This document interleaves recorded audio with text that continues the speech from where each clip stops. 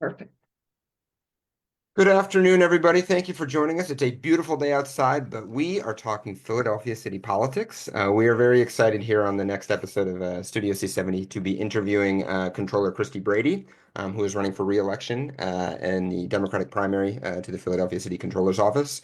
And we have a special group of students today who are going to be interviewing Controller Brady. This is a group of engaged young folks from PA Youth Vote, one of Committee of 70's wonderful partners. And so I'm going to turn the floor over to them for this Friday afternoon interview. Thank you all very much for being here.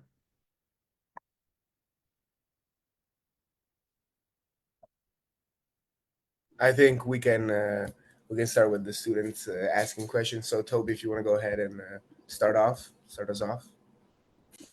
Hi, my name is Toby. Good afternoon. It's nice to meet you, Controller Brady. So my question is in relation to mental health. And so I was wondering how Philadelphia's budget can support preventive mental health programs or counseling within the community and school-based initiatives. Well, thank you for the question. As city controller, our office audits the spending of city government. So what the city can do to combat this crisis is fund money into the budget for it. And that goes through a process of city council. So each of the city council departments, I'm sorry, each of the city departments has to present their budget to city council, and city council approves the budget. And city council is in charge of how much money is funded into each program. Thank you. You're welcome. Thank you.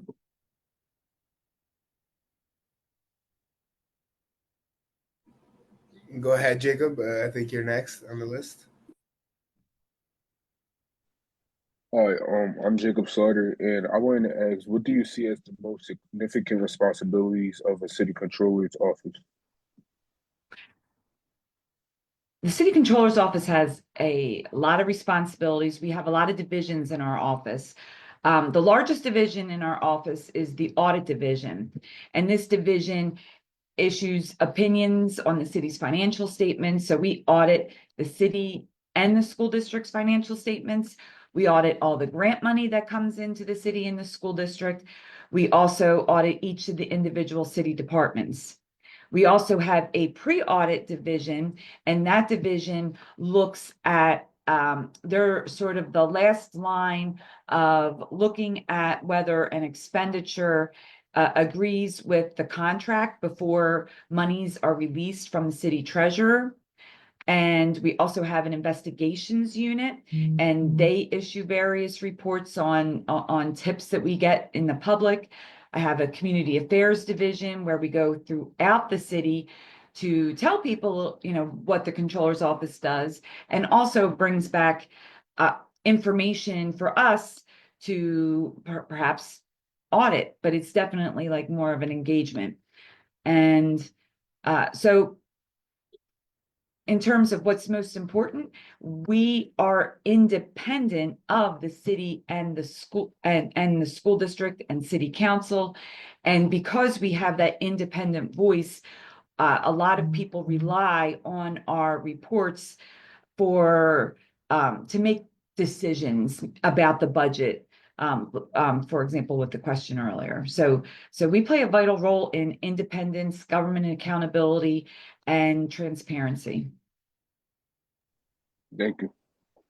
Thank you. Thank you for the question. Lena, I think you can go next. Yeah. Hi. I just wanted to ask, what is something specific that you want to continue accomplishing or haven't accomplished yet in your career that you want to target? You mean in terms of like a specific audit or where I'm at in my life? Just like anything in your role that you really want to accomplish more or target more. Okay, thank you for the question. So I worked in the controller's office for now over 30 years, but I started as an entry-level auditor and I worked my way up through the civil service ranks. I was an auditor trainee, an audit associate, audit supervisor. I became an audit director, and then finally I was a deputy controller of audit, the first female deputy controller of audit. When I first started in the controller's office after graduating college, I just wanted to um, uh, do something in accounting. I joined the controller's office because it actually credited my work experience, credited me for my CPA. And from there, I just absolutely loved auditing city government. And what I believe in is what we do helps the taxpayers, because I'm trying to make sure that city government is efficient and effective. And so now that I am the elected city controller, I can really direct where our office goes with different types of audits, like a performance audit. One of the things that I promised when I first got elected was looking at L&I and whether if they're doing what they are supposed to be doing in accordance with the um, city charter. I just couldn't think of the name city charter. But what if they're doing what they're supposed to be doing? They have a public safety standard in the city charter, and I want to make sure that they're doing what they're supposed to be doing, and that includes whether we just had a report over the past year of imminently dangerous properties. Is L&I identifying them quickly enough? And once they're identified as imminently dangerous, are they tearing them down within 24 hours, which is what they're supposed to be doing? That's what the rules and regulations do.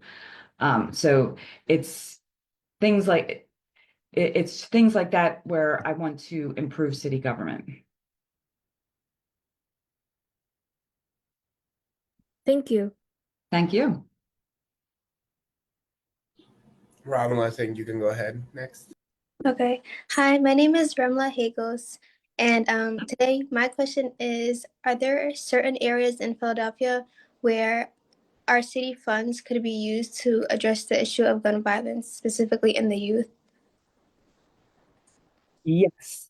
So one of the things that I want to look at this year is the city's rebuild program, and going around the city, I've been listening to people talk about rebuild, and they're talking about how the city are closing rec centers, and they haven't broken ground, but they're closing it, and they've been closed for 2 years. And those programs that are in those rec centers are keeping are for our youth, to keep them off the streets, whether if it's basketball or something in the arts or dance, even after school programs, summer programs. And when the city closes these areas that are supposed to be targeted for rebuild and they wait, that also means the budget for this construction budget for that area goes from 4 million to 20 million. And it's costing the city a lot of money, and I don't believe that the program is being run efficiently or effectively, but we're going to go in and find out. So it's one of the things that I want to look at.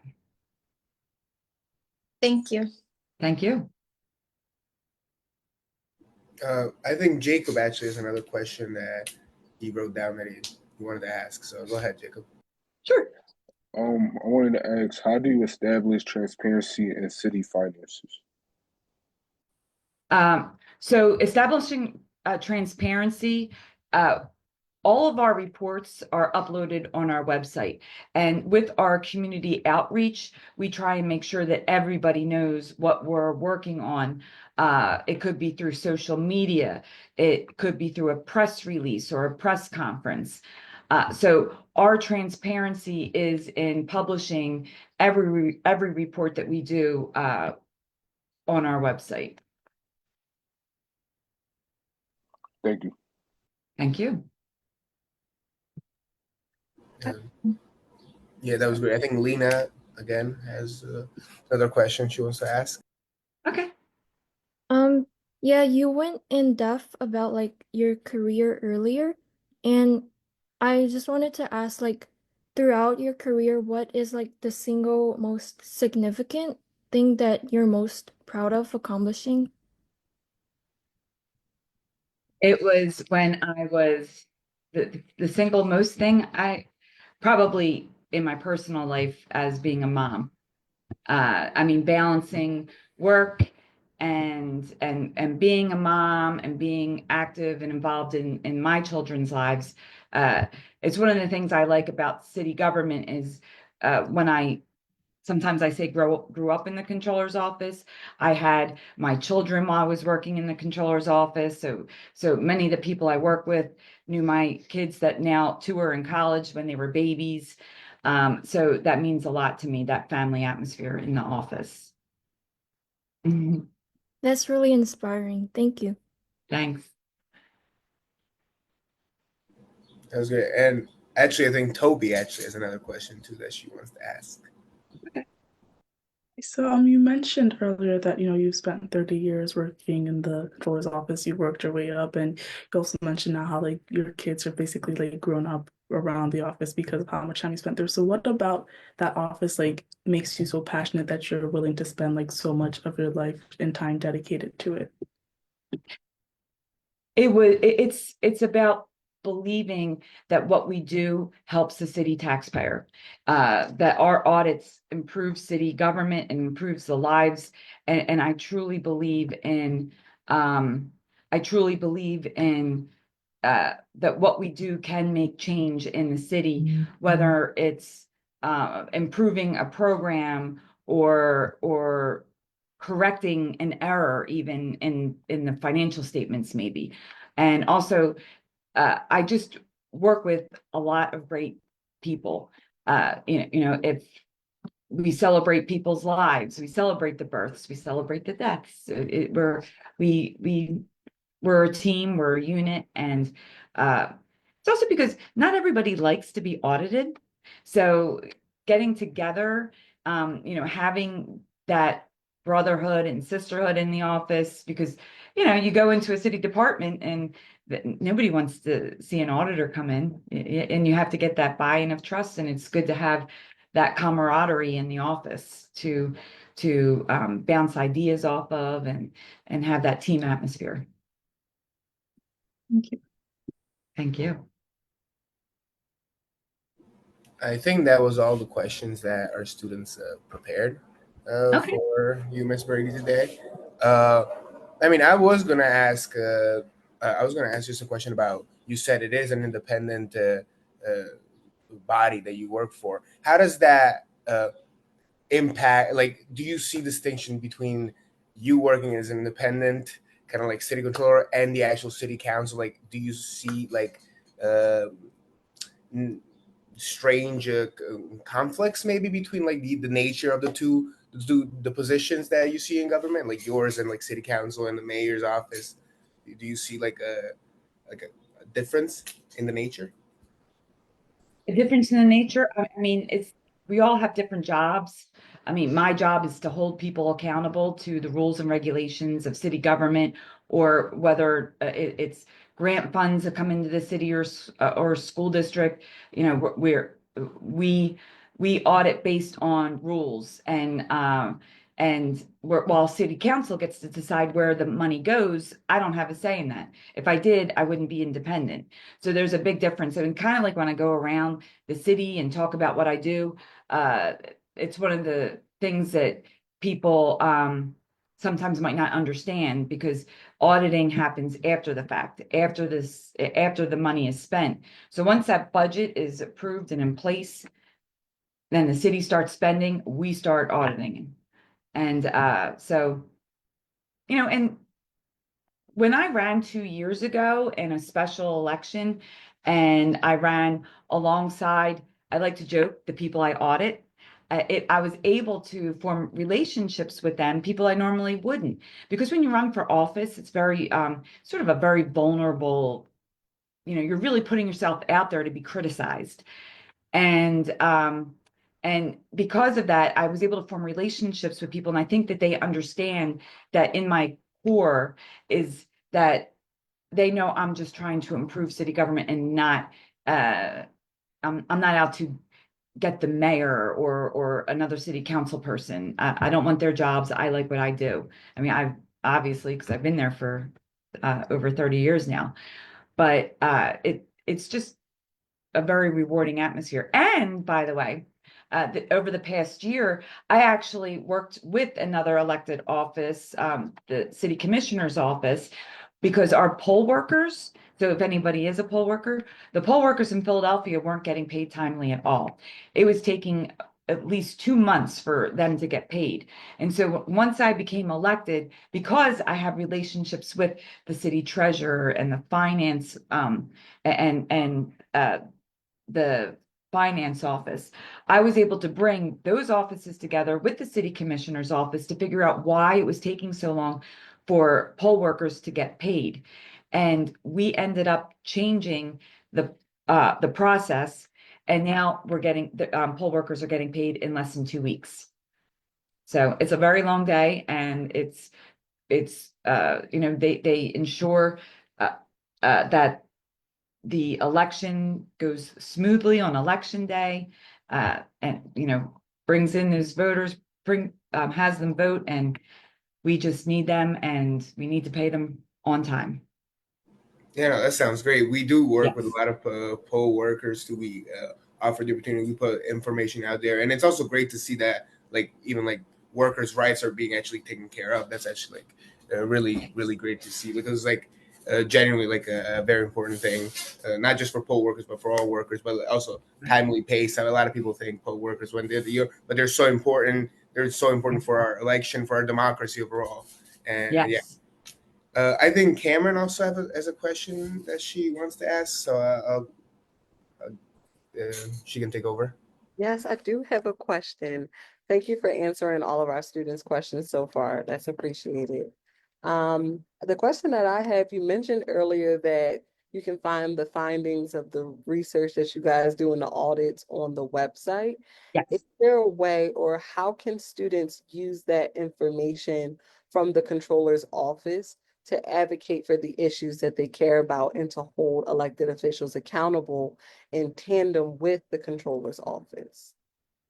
So on our website, when you look at our issued reports, you can see the findings that we have within city departments, or within the financial statements. We also have a monthly newsletter called Municipal Money Matters, if you go on our website, it's controller.phila.gov. We have a monthly newsletter that you can sign up for, and it gives you information on the financial affairs of the city or something that our office is doing. We just issued one on the revenues that come into the city and just comparing them to the other top 5 cities. So there's a lot of information in each of those newsletters that's separate from our audit reports.